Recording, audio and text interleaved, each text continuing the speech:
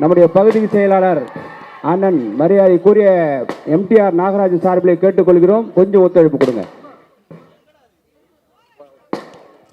தற்பொழுது புரட்சி தமிழன் அண்ணன் சத்யராஜ் அவர்கள் வேட்பாளரை ஆதரித்து வாக்கு சேகரிப்பார். என்னம்மா கண்ணுகளா, சௌக்கியமா? சௌக்கியம்தான்.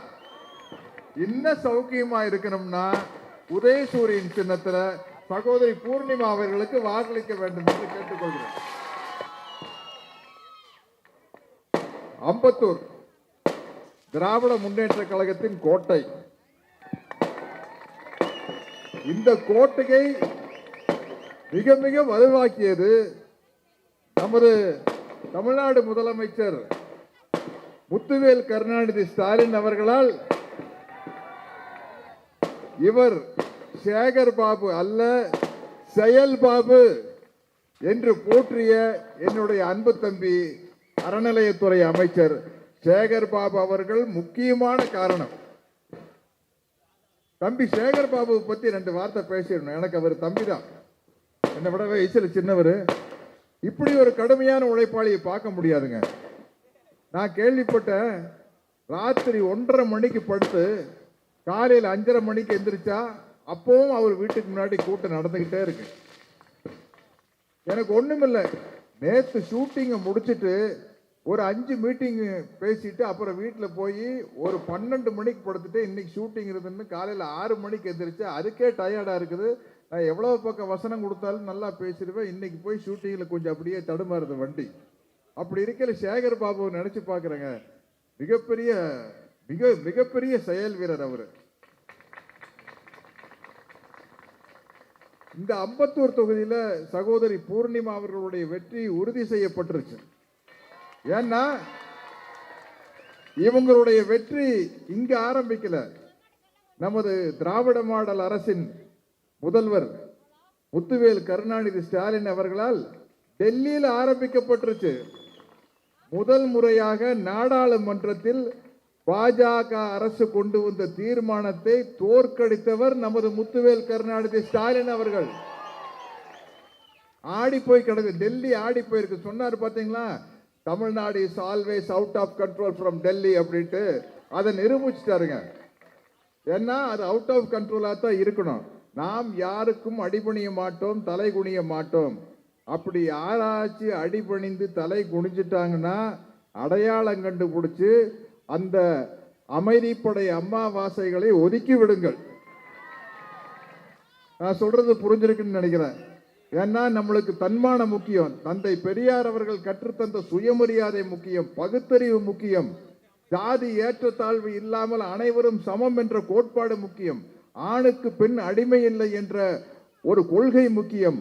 அந்த கொள்கையை நிலைநாட்டுவதற்காகத்தான் இன்னைக்கு பெண்களுக்கு கல்வி வழங்கணும், பெண்களுக்கு சுயமரியாதை கிடைக்கணும், பெண்களுக்கு விடுதலை கிடைக்கிறதுக்காக பெண்களுக்காக பல பல நல்ல திட்டங்களை நமது தமிழ்நாடு முதலமைச்சர் மு.க. ஸ்டாலின் அவர்கள் கொண்டு வந்து பெண்களுக்காக செய்கின்ற எல்லா நல்ல விஷயங்களையும் உதவி என்று சொல்லாமல் உரிமை என்று சொல்லுகிறார்கள்.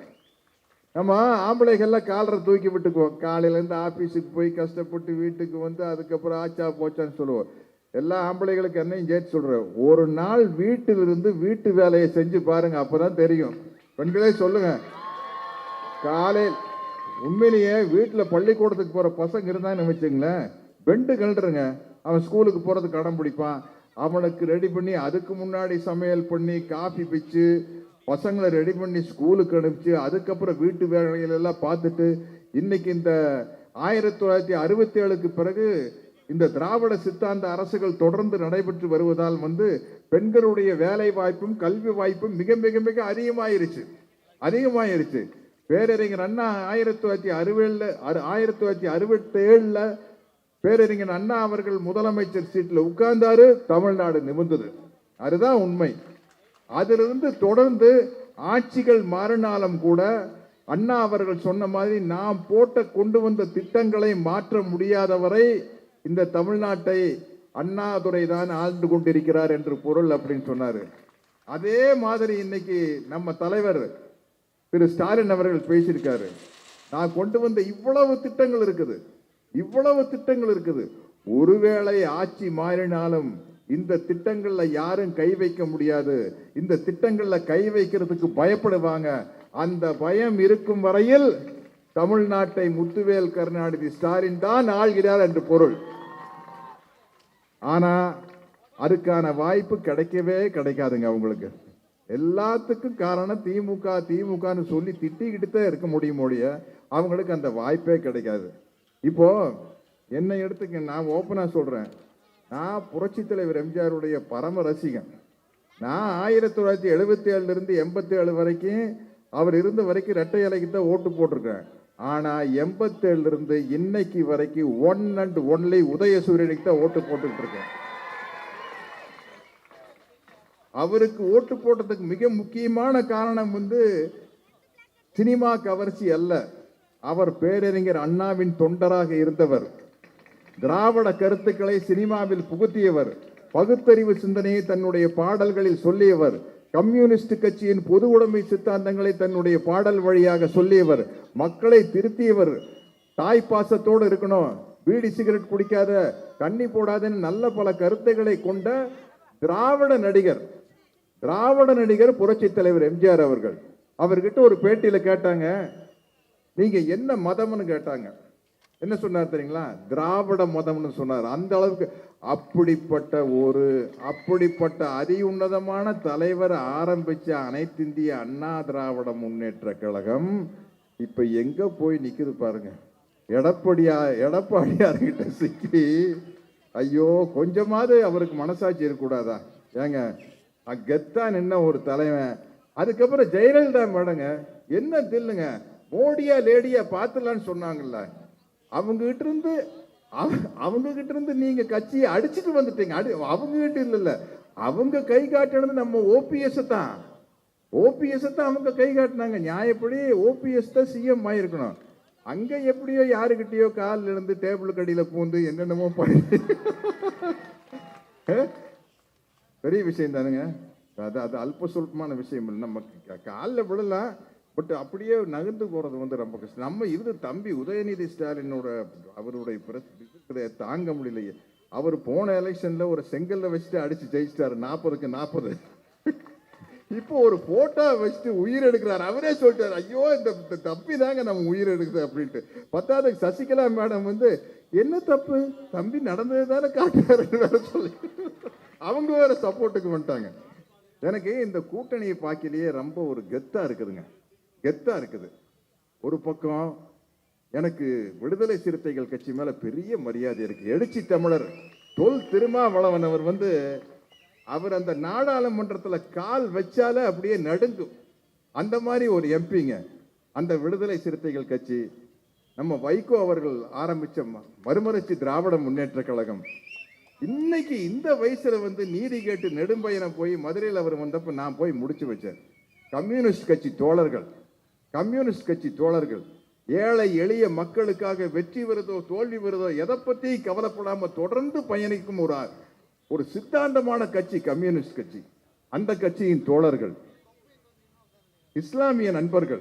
இஸ்லாமிய நண்பர்களை மாதிரி அன்பானவர்கள் நம்ம பார்க்கவே முடியாதுங்க. உண்மை சொல்றேன்.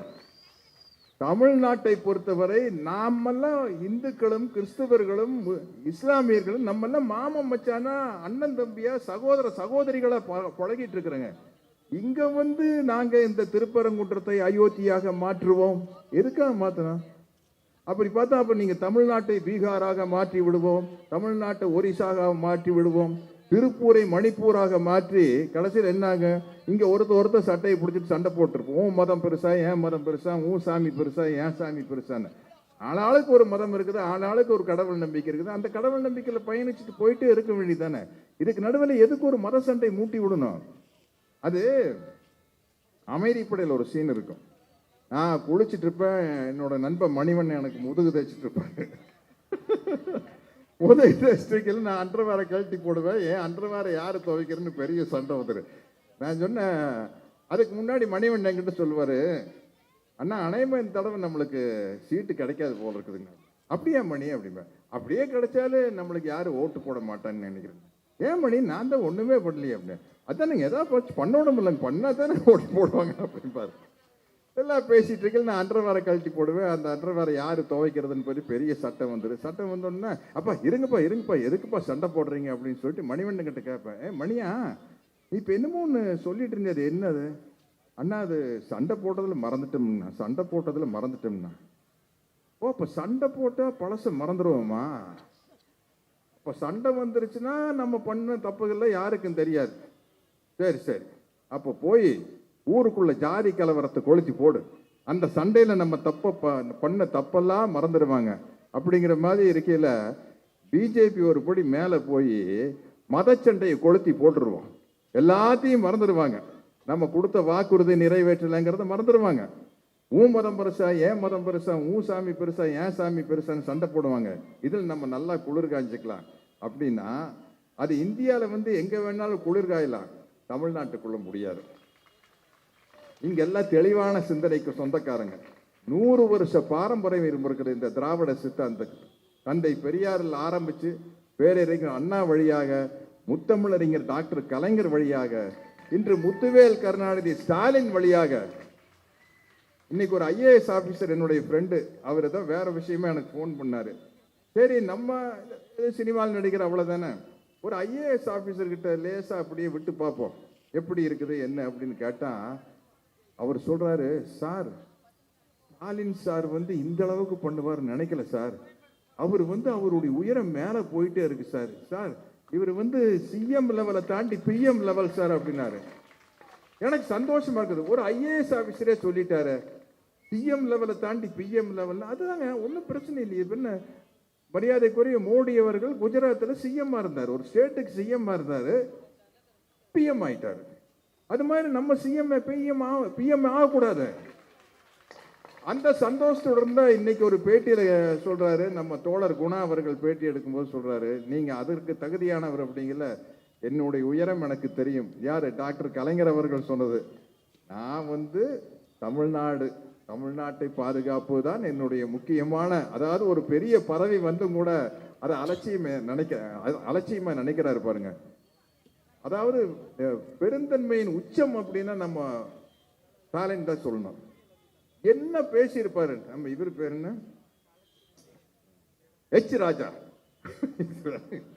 எச் ராஜா என்னென்ன பேசினாரு போன தடவை, ஸ்டாலின் சிஎம் ஆகக்கூடாதுன்னு எங்களுக்கு கிடையாதுங்க, எங்களுக்கு அப்படியெல்லாம் கிடையாது, கட்டம் சரியில்லையே, கட்டத்துல அவர் ஸ்டாலின் முதலமைச்சராகிற வாய்ப்பே இல்லைங்க அப்படின்னாரு.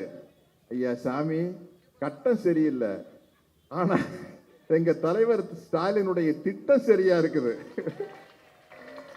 அவர் கொண்டு வர சட்டம் சரியா இருக்குது. எவ்வளவு பெருந்தன்மையான மனிதரா இருந்தா நீங்க என்னென்ன திட்டி இருப்பீங்க ஸ்டாலின் அவர்களை. நீங்க உடம்புக்கு சரியில்லாம படுத்தோன்ன உங்களை ஆஸ்பத்திரியில 2 தடவை பார்த்துட்டு போனார். அதே மாதிரி கரூர் இன்சிடென்ட், எல்லாத்துக்கும் காரணம் திமுக அரசு, தீய சக்தி, ஸ்டாலின், ஸ்டாலின் அங்கிள், இப்படியெல்லாம் பேசினாரு விஜய். இப்படியெல்லாம் பேசின விஜய் மேல எந்த ஆக்ஷன் எடுக்கல. ஏன்னா அது விசாரணை நடக்குது, சிபிஐ விசாரணை நடக்குது, அவங்க பார்த்துக்குவாங்க. சட்டசபையில் எவ்வளவு பெருந்தன்மையா சொல்றாருங்க. எந்த கட்சியும் தன்னுடைய சொந்த கட்சிக்காரன் விபத்துக்குள்ளாகி இந்த மாதிரி மரணம் ஏற்பட வேண்டும் என்று விரும்ப மாட்டான். டிவிகேக்கு சப்போர்ட்டா பேசுறாரு, யாரும் அப்படி விரும்ப மாட்டார்கள். அதனால இது எதிர்பாராமல் நடந்த தப்பு, இதனுடைய தப்பை யாரு மேலையும் பழிய போடாம சட்டம் பார்த்துக்கிட்டும், விசாரணை நடக்கட்டும் சொல்லலாம். அதனால இதை பத்தி மாத்தி ஒருத்தர் மேல ஒருத்தர் பழி போட்டுக்க வேண்டாம்னு அவ்வளவு பெருந்தன்மையா சொன்னாரு. எங்களுக்கெல்லாம் ஒரு கொள்கை தலைவர் இருக்காரு. நீங்க சொன்னீங்கல்ல தம்பி விஜய், எங்களுடைய கொள்கை தலைவர் தந்தை பெரியார், அண்ணல் அம்பேத்கர் அப்படின்ட்டு. ஆனா அந்த கொள்கைகளை உங்க ரசிகர்களுக்கு சொல்லி கொடுக்க வேண்டாமா? எங்களுக்கு அந்த காலத்துல புரட்சி தலைவர் எம்ஜிஆர் எங்களுடைய கொள்கை தலைவர் அண்ணானாரு, பெரியாருன்னு சொன்னாரு. அது அவருடைய படத்துல அவருடைய பாடல்கள் மூலமே எங்களுக்கெல்லாம் சொல்லி கொடுத்தாரு. திரையரங்குகளை திண்ணை பள்ளிக்கூடமாக மாற்றியவர் எம்ஜிஆர். நீங்க யாரு சினிமாவிலிருந்து வந்தாலும் எம்ஜிஆர்னா அது எப்படிங்க? அவர் 1953 திமுக சேர்ந்தார். திமுக சேர்ந்து 19 வருஷம் திமுக அவர் பயணிச்சார். 19 வருஷம் அவர் ஓட்டு கேட்க போகாத இடமே இல்லை. நான்லாம் கோயம்புத்தூர்ல படிக்கிற காலத்துல எவ்வளவோ தடவை பார்த்துருக்கேன். அதாவது ரசிகர்கள் வந்து நம்ம உங்களுக்கு பின்னாடி பைக்கில் வர்றான், தலை தெறிக்க வர்றான், அடிபட்டு டமால் டுமால் டமால்னு அடிபட்டு உள்ள உழுகுறான், கை உடைச்சதா கால் உடைச்சதான்னு தெரியாது.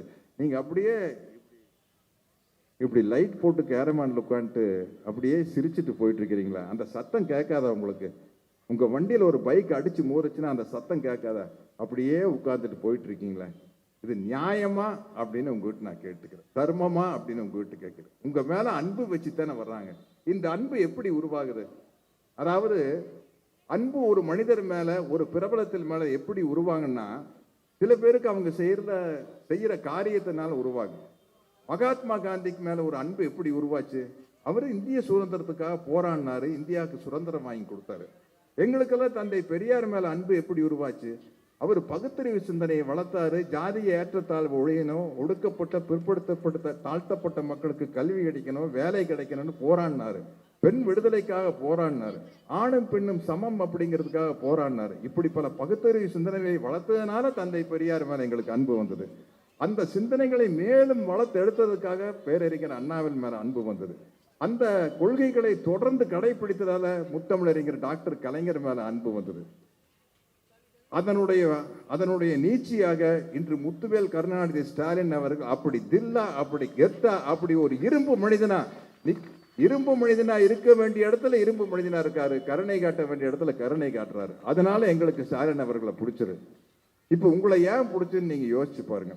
உங்களைன்னு சொல்லக்கூடாது, நம்மளை ஒரு சினிமா நடிக்கணும் ரேஞ்ச் விடுங்க. நான் விஜய்க்கு கம்பேர் பண்ண ரொம்ப ரொம்ப நான் இங்க இருக்கிற விஜய் அங்க இருக்காரு, நோ டவுட். அதெல்லாம் நான் ஓப்பனா சொல்றேன், ஒத்துக்கிறேன். நம்ம மேலே எல்லாம் எப்படி அன்பு வருது? நம்ம சினிமால நம்ம நடிச்ச நடிப்பை பார்த்து அன்பு வருது இல்லையா? நம்மளை சினிமா வந்து நீங்க அழகா இருக்கிறீங்க, சூப்பரா டான்ஸ் ஆடுறீங்க, சூப்பரா ஃபைட் பண்றீங்க, நல்லா நடிக்கிறீங்க, இதனால உங்க மேல அன்பு வருது. இதுக்கு எத்தனை பேர் வேலை செய்யறாங்க உங்களுக்கு தெரியுமா? எத்தனை பேர் வேலை செய்யறாங்க தெரியுமா? நீங்க ஒரு அருமையான டயலாக் பேசுறீங்கன்னா அது நம்ம சொந்தமா பேசல, ஒரு ரைட்டர் எழுதி கொடுக்குறாரு. இப்ப நீங்க எல்லாம் கை தட்டுறீங்களே, என்னமா கண்ணு சௌக்கியமானா கை தட்டுறீங்களே, இது ஏன் சொந்த சரக்கு இல்ல. மிஸ்டர் பாரதனுடைய கதை வசனகர்த்தா விசு எழுதி கொடுத்தாரு. அதே மாதிரி பாருங்க, என் கேரக்டரையே புரிஞ்சுக்க மாட்டேங்கிறீங்களா? கை தட்டுறீங்கன்னா இந்த கைதட்டலுக்கு சொந்தக்காரன் நான் இல்ல, என் தலைவன் மணிவண்ணன் தான் இந்த கைதட்டலுக்கு காரணம். கைதட்டலுக்கு காரணம் ஆமாங்க. நான் ஹீரோவா நடிச்சப்போ வால்டர் வெற்றிவேல் நான் போட்ட சண்டை காட்சியை பார்த்து எல்லாரும் கைதட்டினாங்க. யாரு? நானா சண்டை?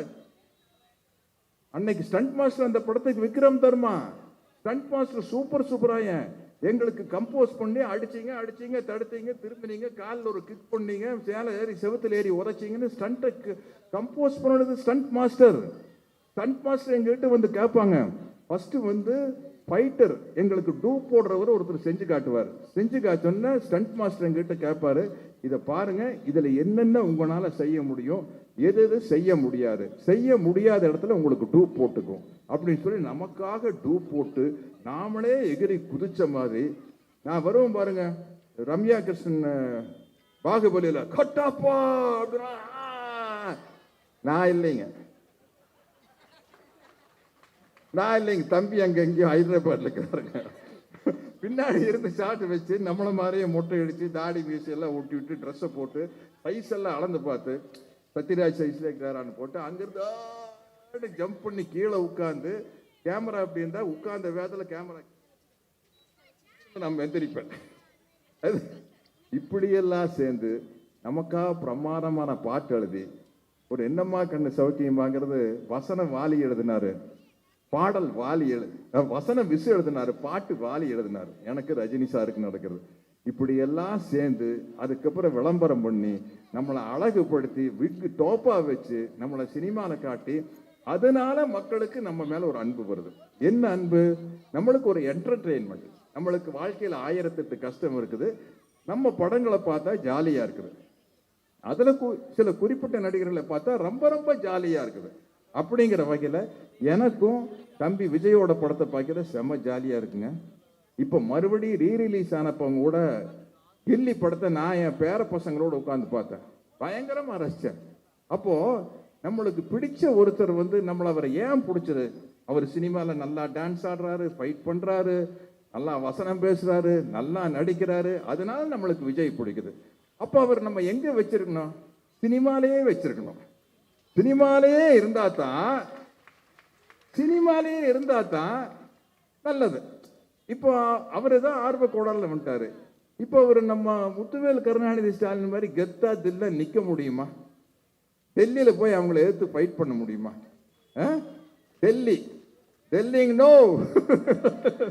டூயினா ஓடி போய் ஒளிஞ்சுக்குவோம் அப்படின்னா போதும். அதனால அதுக்கு ஒரு ஆள் வேணும். அவங்க போய் ஒரு நம்ம எழுச்சி தமிழர் தொல் திருமாவளவன் இருக்கிறாரு, கட்சிக்கு பேர் தான் விடுதலை சிறுத்தைகள் கட்சி. அது சிங்கம், புலி, சிறுத்தை எல்லாம் இருக்கிற ஒரு கட்சிங்க. அவ்வளவு தைரியமான ஒரு கட்சி. அந்த தம்பி மேல தொல் திருமாவளவன் என்னை விட வயசுல சின்னவர். ஆனா அவர் பேசினாருன்னா மேடையில் நான் அப்படியே வாயை புலந்துட்டு பார்ப்பேன். எப்பா என்ன பேச்சு பேசுறாருயா, என்ன நாலேஜ், என்ன அறிவு. அவர்கிட்ட இருந்து தான் நான் கத்துக்குவேன், என்கிட்ட இருந்து அவர் கத்துக்கிறது இல்லை. அந்த மாதிரி தந்தை பெரியாரில் ஆரம்பிச்சு தம்பி திருமாவளவன் வரைக்கும் நாங்க சித்தாந்தத்தை கொள்கையும் கேட்டு தெரிஞ்சு வளர்ந்தவங்க நாங்கெல்லாம். அப்போ ஒரு நாடு நல்லா இருக்கணும்னா அப்படிப்பட்ட தலைமை தான் நம்மளுக்கு வேணும். அந்த மாதிரி தலைமை மனசாட்சியை தொட்டு சொல்லுங்க. இன்று இருக்கிற தலைவர்களில் நம்ம முத்துவேல் கருணாநிதி ஸ்டாலின் அவர்கள் மாதிரி வரவே வராதுங்க. இதுல எனக்கு எந்த விதமான பிரச்சனையும் இல்லை. யார் ஆட்சிக்கு வந்தாலும் நான் சினிமாவில் நடிச்சிருக்கிறேன், நான் பாட்டுக்கு இங்க நடிப்பேன். கூட்ட எனக்கு தமிழை தவிர எதுவும் தெரியாது.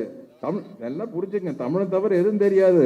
அறகுறையா இங்கிலீஷ் தெரியும். நான் யாராச்சும் எங்கிட்ட கேட்டா உங்களுக்கு எத்தனை மொழி தெரியும்னு கேட்டாங்கன்னா எனக்கு 1.5 மொழி தெரியுங்க அப்படின்னு. அது என்ன 1.5 மொழி அப்படின்னு? ஒரு தமிழ், அரை இங்கிலீஷ், இதை வச்சுதான் வண்டி ஓட்டிட்டு இருக்கிறேன். தெலுங்கும் தெரியாது, மலையாளம் தெரியாது, ஆனால் அங்கெல்லாம் போய் நடிச்சுட்டு வருவேன். ஹிந்தியும் தெரியாது, ஹிந்தி படத்தில் போய் நடிச்சுட்டு வந்துக்கிறேன். நம்ம வண்டி எங்கேயோ ஓடிட்டு இருக்கு. ஆனால் தமிழ்நாட்டு வண்டி ஓகோடு ஓடணும்னா அதற்கு சரியான ஒரு சாரதி வேண்டும், சரியான ஒரு ஓட்டுநர் வேணும். அந்த சரியான ஓட்டுநர் முத்துவேல் கருணாநிதி ஸ்டாலின் அவர்கள் தான். ஒரு தலைமை மட்டும் சரியா இருந்தா பார்த்தாருங்க, கீழே இருக்கிற தொண்டர்கள், பதவியில் இருக்கிற அமைச்சர்கள், எம்எல்ஏக்கள், எம்பிக்கள் அத்தனை பேர். இப்போ அங்க பார்லிமெண்ட்ல எப்படி இருக்கிறாங்க எம்பி? நம்ம தோழர் கனிமொழி, திருச்சி சிவா, தயாநிதி மாறன், நம்ம கம்யூனிஸ்ட் கட்சி தோழர் சு வெங்கடேசன் எல்லாம் என்ன பட்டையை கிளப்புறாங்களே. ஆர் ஆசா அவர்கள் என்ன பேச்சு பேசுறாங்க. இந்த மாதிரி ஒரு கட்சி இனிமே அமைய முடியாது. என்ன 75 வருஷமா உரம் போட்டு வளர்த்த கட்சி. இப்ப இந்த கட்சியின் சார்பாக அன்பு சகோதரி பூர்ணிமா அவர்கள் போட்டியிடுறாங்க. நிச்சயமாக ஓட்டு வாங்கிட்டு எங்கேயோ போயிட மாட்டாங்க. ஏன்னா அவங்க இங்கதான், இதுதான் அவங்களுடைய மண், இதுதான் உங்களுடைய மண். அப்படிங்கும் போது மிகச்சிறப்பாக செயல்படுவார்கள் என்ற நம்பிக்கை இருக்கிறது. ஆகவே அனைவரது பொன்னான வாக்குகளையும் தமிழ்நாட்டின் நலன் கருதி, இந்த மண்ணின் நலன் கருதி, மதசார்பற்ற முற்போக்கு கூட்டணியின் சார்பாக திராவிட முன்னேற்ற கழகத்தின் தலைமையில் அமைந்த இந்த கூட்டணிக்கு செலுத்த வேண்டும் என்று கேட்டுக்கொண்டு உங்களிடமிருந்து விடைபெறுகிறேன். நன்றி, வணக்கம்.